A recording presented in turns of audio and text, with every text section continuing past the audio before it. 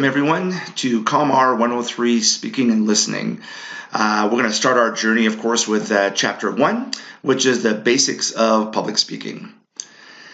You know, this chapter is really interesting. Kind of opens up the readings for our entire course. We've got 18 chapters to cover, and this first chapter talks about the basics. And what was really interesting, specifically on this slide, is to see that the origin of public speaking is about 2,500 years old, whereas the World Wide Web is only about 30 years old. It's only been around since about 1990. Public speaking has been around for 2,500 years, all the way dating back to 490 BC. And one of our first orators were Plato and Socrates and Aristotle. So as you can see, public speaking has been around for quite some time. One of the things about public speaking that really freaks people out, of course, is the nervousness of getting in front of a group. That term is actually called glossophobia, and that's the fear of public speaking. What it does is it very simply creates the anxiety.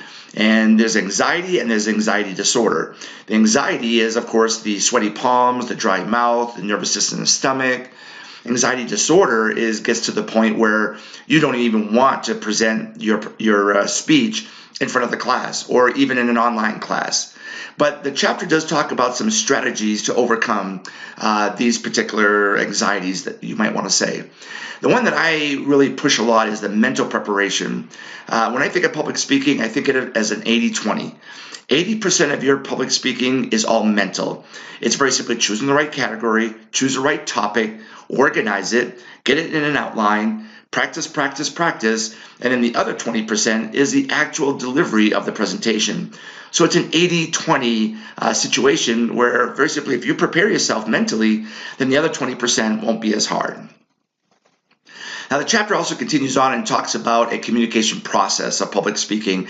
It actually involves 9 concepts. But if you think about it, these are things that we do day in and day out every day of our lives.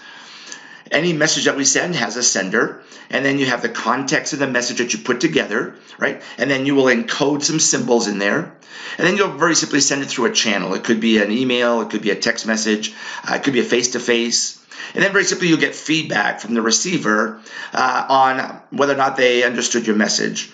All along the way, you'll also have some noise involved. There could be a child in the room screaming, or it could be a truck driving by while you're trying to talk to somebody else. But that receiver will then decode your message and very simply give you that feedback to say, yep, I understand exactly what you're talking about. Finally, the chapter talks about, well, what value does public speaking bring to me as a student? Well, it's pretty simple. Public speaking is every part of your life. More specifically, especially if you're going for job interviews, this is where public speaking really plays a big role.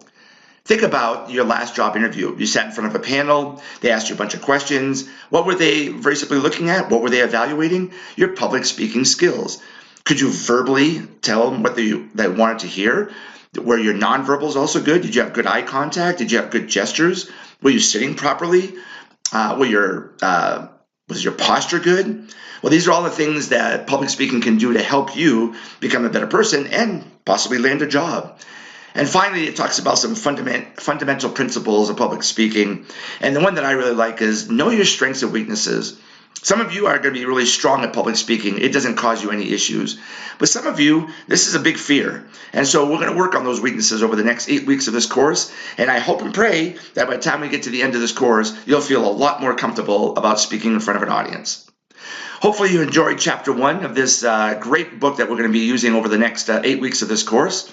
And I'll see you on my next video.